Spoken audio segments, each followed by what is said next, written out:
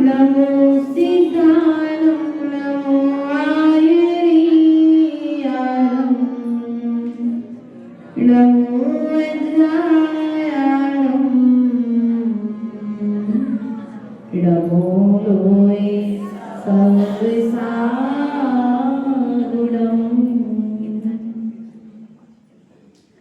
मेरे पवित्र महीने में गुरुदेव आओ, मैं शास्त्र वाचन करो प्रतिभा जगाओ, अरविंद भाषित सभी शुद्ध देवताओं, क्या बोलना अब मुझे तुम ही बताओ।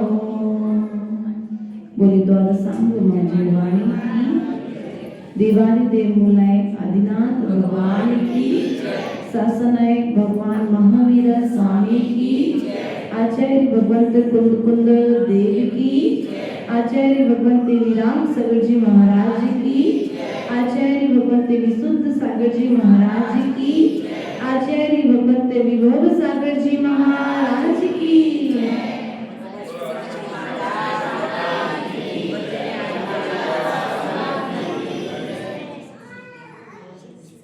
प्रिय बंधुओं, दर्शन पाठ की वासना यहाँ पर चल रही है और कल हम सभी ने यहाँ पर सम्यक दृष्टि जीव की किस तरह की भावनाएं होती हैं, अर्थात सम्यक दृष्टि जीव कैसा होता है, इन सब बातों को जाना था। इसी क्रम को आज पुनः आगे बढ़ाते हुए यहाँ पर आचार्य भगवंत क्या कह रहे हैं, इस विषय को समझने का प्रयास करेंगे। चिदानंदैक रूपाय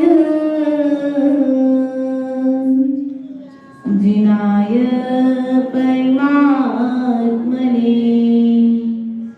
परमात्मा प्रकाशाय नित्यं सिद्धात्मने नमः। चिदानंदैक, चिद अर्थात आत्मा, चिद अर्थात आत्मा, नंद अर्थात आनंद, जो आत्मा के आनंद स्वरूप हैं। कौन है? बोलो। जो आत्मा के आनंद, आनंद का मतलब समझते हो आप लोग? खुशी, प्रसन्न, जिनको अपने आत्मा में लीन होने में आनंद आ रहा है, ऐसे भगवान के लिए जिनाए परमात्मा ने, ऐसे कर्मों को जीतने वाले, किसको जीतने वाले? कर्मों को जीतने वाले परमात्मा प्रकाश आए, परमात्मा के लिए किसका प्रकाशन करने वाले? परम आत्म तत्व का प्रकाशन करने वाले नित्यम सिद्धात्मने नमः, अर्थात सिद्ध स्वरूप है। नित्य अर्थात रोज, हमेशा मैं आपके लिए क्या करता हूँ? नमस्कार। पहला पद चिदानंदैक रूपाय। आनंद चाहते हो? बोलो तो। चंद्रिका आ गई है? आनंद चाहते हो? आनंद कहाँ मिलेगा भैया? आनंद कहाँ पर मिलेगा? मोबाइल में देखने में आनंद है तो क्यों देखते हो? जब मोबाइल में आनंद नहीं है तो क्यों देखते हो? मालूम है कि आनंद नहीं है, और जो आनंद तुम्हें प्राप्त हो रहा है वो शाश्वत आनंद नहीं है। पंखे में आनंद है, फिर भी अभी घर जाकर के सबसे पहले नंबर बटन यही करोगे ना। जिनका त्याग वो बात अलग है, लेकिन बाकी लोग, माता जी कह कोई भी नहीं इधर त्यागी। तो फिर भी माता जी एक आध दो लोग होते हैं वो सबके ज्ञान का विषय नहीं होते हैं। प्रिय बंधु हो, जो तुमने सुबह भोजन किया था उसमें आनंद आया था? बोलो।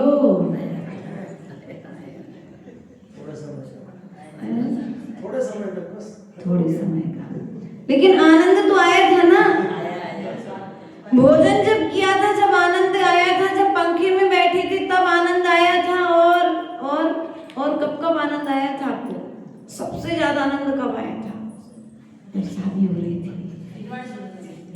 अरे दादी देखो, ऐसी लाभरी बातें नहीं करी जाती। समझो क्या बोला? लाभरी मतलब झूठ मूठ की बातें बुंदेलखंडी में बोलते हैं। ऐसा झूठ मूठ की बातें मत करो, आप तो सच्ची मच्ची बातें बताओ। देखो, सबसे ज्यादा आनंद आपको कब आया था? जब आप घोड़े पर बैठे थे और सब नीचे। क्यों भैया, संजय भैया? सबसे ज्यादा आनंद। और आज सबसे ज्यादा दुख किसको है? सब आनंद में, लेकिन दुख में। बोलो, गलत तो नहीं बोला? आनंद चाहिए तो आनंद के लिए विवाह की जरूरत नहीं है, आनंद के लिए पंखे कूलर की जरूरत नहीं है, आनंद के लिए भोग सामग्री की जरूरत नहीं है। आत्मा के आनंद के लिए योग की जरूरत है। इसलिए प्रिय बंधुओं, यदि आत्मा का आनंद चाहते हो तो आत्मा के आनंद के लिए आत्मा की ओर अभिमुख होना पड़ेगा। हमें पर वस्तुओं से अपने मोह को हटाना पड़ेगा। और जब तक ये भीतर का मोह हटेगा नहीं, तब तक अपने भीतर का आनंद प्रगटेगा नहीं। रेत हटेगी ना, मिट्टी हटेगी तो पानी प्रकट होगा, और मोह हटेगा तो आत्मा का आनंद प्रकट होगा। इसलिए आनंद चाहिए तो मोह हटाओ। जितना जितना जितना मोह हटेगा उतना उतना उतना आनंद। चेहरे पर प्रसन्नता किसके है? जिसके पास सोने का हार है, 50 लाख की गाड़ी है, 2-4-8 बंगले हैं, वो ज्यादा प्रसन्न है कि जिसके पास में कुछ भी नहीं है वो ज्यादा प्रसन्न है? फिर क्यों पुरुषार्थ करते हो? छोड़ दो ये सब जो लाज करके आए। ज्ञान हर चीज का है, लेकिन त्याग तो बताओ मिलेगा कैसे आनंद? आपने आनंद स्वरूप के लिए नमस्कार किया है और इस अपेक्षा से नमस्कार किया है कि जो आनंद प्रभु के पास में है वो आनंद मुझे भी प्राप्त कब होगा? प्राप्त बिना पुरुषार्थ किए। बिना पुरुषार्थ किए तो रोटी भी गले से नहीं जाती है, फिर तुम आनंद की बात करते हो। इसलिए पुरुषार्थ करो, जब बने, जैसे बने, सुबह बने, शाम बने, तुमसे जब बने तब पुरुषार्थ करना, क्योंकि बिना पुरुषार्थ करे तुम्हें कार्य की सिद्धि होने वाली नहीं। आनंद चाहिए है, आत्मा का आनंद चाहिए है। क्या बच्चे को गेम मिल जाए कोई प्रसन्न हो जाता है, चॉकलेट मिल जाए खुश हो जाता है, लेकिन वो चॉकलेट ऐसी खत्म होती है, आनंद बोलो, आनंद चला गया। क्यों? वो चॉकलेट के निमित्त थी, क्षणिक आनंद उसे मिला था, मात्र क्षणिक सुखाभास की उसे प्राप्ति हुई थी। लेकिन एक बार जैसे आत्मा के स्वरूप का ज्ञान हो गया, फिर उसे संसार के वस्तुओं के मिलने पर और संसार की वस्तुओं के बिछुड़ने पर उसका आनंद का छेदन भेदन होने वाला नहीं है। इसलिए तुम्हें अखंड आनंद यदि प्राप्त करना है तो एक बार अपनी आत्मा में लीन हो जाओ। जिनाए परमात्मा ने, जिन्होंने कर्मों को जीत लिया है। किसको जीत लिया है? बोलो तो। और तुम लोग किसको जीत करके बैठे हो? बोलो। स्कूल में मैदान में खेलने वाला बच्चा अपने सब मित्रों में जब रेस लगाता है तो स्वयं को जीतने की, अपने को प्रथम स्थान पर लाने के प्रयास करता है, दूसरे से जीतने के प्रयास करता है, लेकिन प्रभु ने पर से जीत और पर को जीतने की बात नहीं कही है, हमारे प्रभु ने स्वयं को जीतने की बात कही है। इसलिए स्वयं को जीतने का प्रयास करो, क्योंकि जो जिएगा वही जीत पाएगा। किसको? कर्म। किसको जीतना है?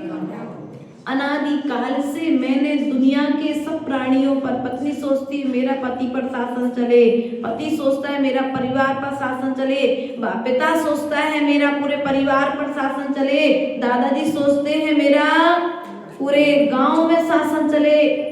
लेकिन किस पर? कितने एक गांव में चला लोगे, एक परिवार पर चला लोगे, एक पत्नी पे चला लोगे, एक परिवार के बच्चों को अपने शासन में रख लोगे। लेकिन यदि 3 लोग पर तुम शासन करना चाहते हो तो एक बार मात्र कर्म को जीतना। किसको जीतना है? 3 लोग के अधिपति बनना चाहते हो ना?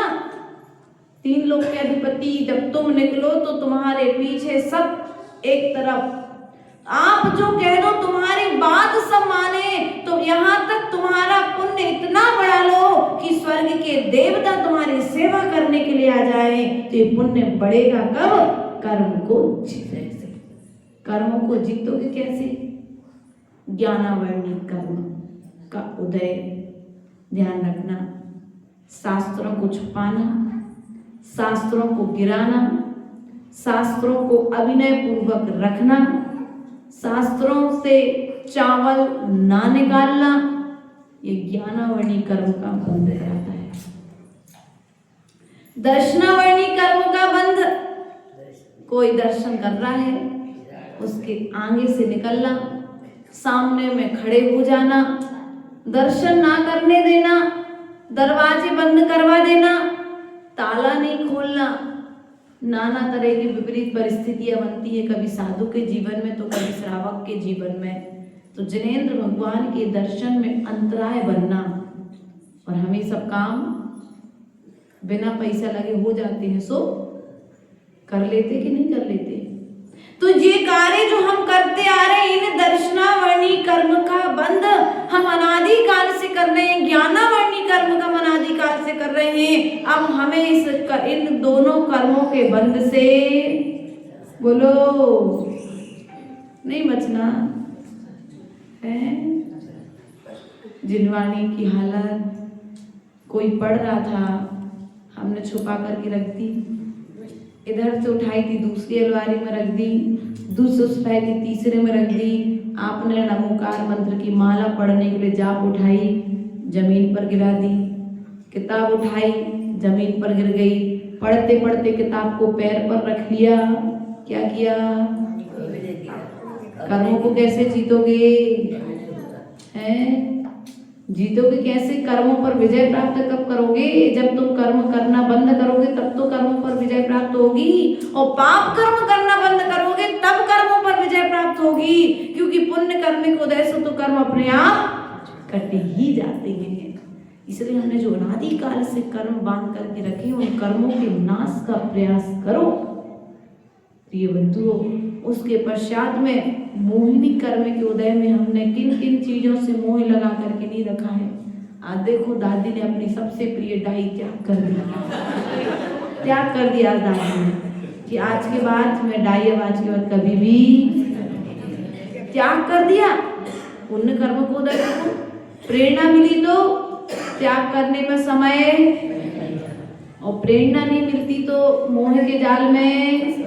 यहीं पर बैठी रीना कह रही थी, माता जी अभी उनके घर पर शादी है, त्याग मत करो। ये मोह की दशा है, ये अंतराय कर्म कि कोई त्याग करना चाहता है। बैठी है क्या रीना? अभी नहीं, आ जाएगी, खबर दे देना, पीछे बैठी हो, इसलिए कोई दूसरा कुछ लगा के सुना, उसको डायरेक्ट सुना दे देंगे। क्या किया तुमने? कोई नियम लेना चाह रहा था, तुमने उसे रोक दिया, अब तुमने अंतराय कर्म का बंध कर दिया। सामने वाले ने तो प्रेरणा लेकर के नियम लिया सो लिया, लेकिन अब तुम जीवन में कभी भी कोई नियम लेना चाहोगे तो तुम्हें भी कोई अंतराय बनकर के सलाह नहीं देगा, सलाह देगा कि उसने कर्म बांधा है ना, तो कटेगा कैसे? कभी भी कोई नियम ले, दान करे, संयम धारण करने की बात कहे, वह मोक्ष मार्ग पर आगे बढ़ने की बात कहे तो कभी किसी को रोकना।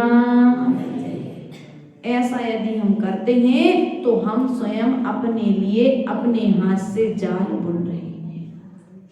इसलिए कभी भी किसी को मोक्ष मार्ग पर बढ़ने से रोकना मत।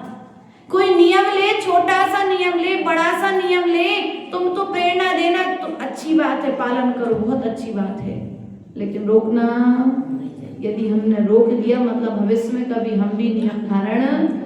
अंतराय कर्म का बंध हम बहुत प्रकार से करते हैं, बहुत सारे भेद प्रभेद आए हैं, तो अंतराय कर्म के बंध से भी बोलो बचना है ना, कर्मों को जीतना है। तो आज नियम ले लेना, जब भी कोई किसी भी तरह का त्याग करेगा मैं उसे त्याग करने से रोकूंगा। उसके पश्चात में अंतराय कर्म के पश्चात में नाम कर्म, गोत्र कर्म। कौन से कर्म भी हो, उच्च गोत्र है ना, इस उच्च गोत्र के अहंकार में मत रहना, क्योंकि यदि इस उच्च गोत्र का अहंकार करोगे तो जाकर के तुम्हें अगले भाव में नीच गोत्र मिलेगा। कौन सा गोत्र मिलेगा? अभी आया था भगवती आराधना में अपन ने पढ़ा था परसों, जो अपने गोत्र का अहंकार करता है वह जाकर के अगले भाव में नीच गोत्र को, नीच गतियों को प्राप्त करता है। इसलिए कभी भी इस गोत्र का, इस कुल का, इस बल का आदि जो 8 प्रकार के मन बताए हैं इनका अहंकार नहीं करना चाहिए। कर्मों को जीतने वाले, किसको जीतने वाले? बोलो तो, किसको जीतने वाले? कर्मों को जीतने वाले। कौन? हम सब जिनेंद्र भगवान बन सकते कि नहीं बन सकते? बोलो, हम जिनेंद्र बन सकते कि नहीं बन सकते? कौन से कर्म से? 8 कर्मों को यदि हम सम्यक प्रकार से करेंगे तो निश्चित ही हम जिनेंद्र बनेंगे, और यदि इन 8 कर्मों को मिथ्यात्व के साथ करेंगे तो निश्चित ही हम क्या करेंगे? अपने कर्मों को और बढ़ाएंगे। हमें तो कड़ी काटनी है, हमें कड़ी में कड़ी जोड़नी नहीं है। चैन देखी कभी आपने? छोटी छोटी कड़ियां होती है, एक से दूसरी, दूसरे से तीसरे, तीसरे से चौथी और चौथे से पांचवी, ऐसे करके एक चैन बन जाया करती है, सांकल बन जाया करती है। इसी प्रकार से कर्मों की दशा है। एक कर्म उदय में आता नहीं कि दूसरा कर्म उदय में आता है, और दूसरा कर्म जाता नहीं कि तीसरा कर्म उदय में। लेकिन आचार्य भगवान कहते हैं कर्म के उदय में कर्म का बंध नहीं करना।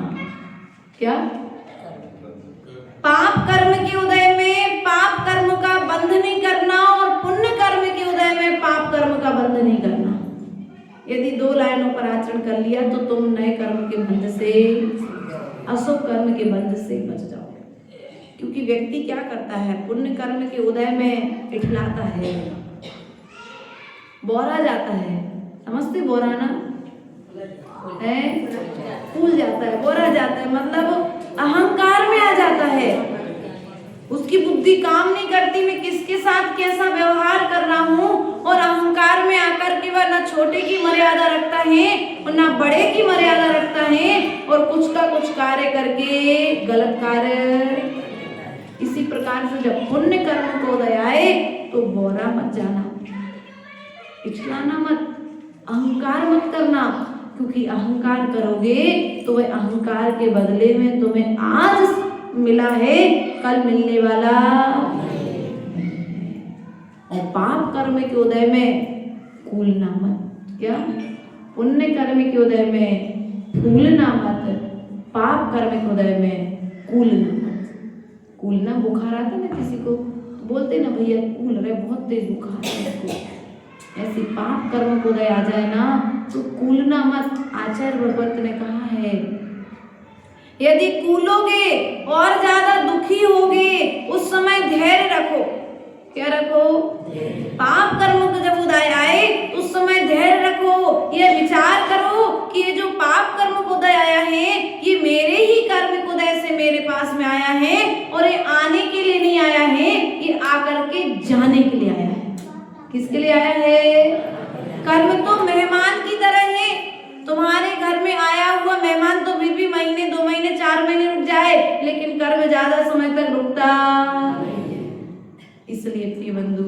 जब पाप कर्म का तीव्र उदय आए तो भगवान से एक बात और कह देना, भगवान आज मेरा ज्ञान बल अच्छा है, शारीरिक बल अच्छा है, मनोबल अच्छा है, जितने मैंने पाप कर्म किए हैं अभी आप उदय में कर दो, उदय में आ जाए आपकी भक्ति से, मैं सक्षम हूं उन्हें गिराने के लिए, फिर मेरी क्षमता बुढ़ापे में रहने वाली। लेकिन आप लोग ऐसा तो कहते ही नहीं भगवान से। क्या कहते भगवान से? भगवान पाप का फल मेरे उदय में नहीं आना चाहिए, और जो जो मैंने पुण्य का फल किया है वो किसी दूसरे के उदय में हिस्से में जाना नहीं चाहिए। मेरा पाप कर्म को उदय पड़ोसी के में चला जाए, जिठानी के में चला जाए, सास के हिस्से में चला जाए, लेकिन पुण्य कर्म को उदय किसी के हिस्से में, ऐसा नहीं। तुम्हारा किया हुआ कर्म ही तुम्हारे उदय में आया है, तो पुण्य कर्म में फूलना नहीं है और पाप कर्म में फूलना नहीं, अर्थात दुखी नहीं होना है। क्योंकि पाप कर्म के उदय में यदि दुखी होगे तो और नए कर्मों का बंध बांधोगी, और अभी तो थोड़े रूप में आया था वह और बड़े रूप में आएगा। अभी दूध पतला था, उसको थोड़ा दूध गर्म कर लिया तो थोड़ा गाढ़ा, अब और तुमने पाप कर्म को उदय में उदय में असाता को बांधा है, तो फिर पाप कर्म बढ़ेगा और फिर उदय में आकर के तुम्हें तीव्र दुख देगा। परमात्मा प्रकाशाय, ऐसे परमात्मा के लिए जो सिद्ध स्वरूप परमात्मा है, परमात्मा अर्थात परात्मा,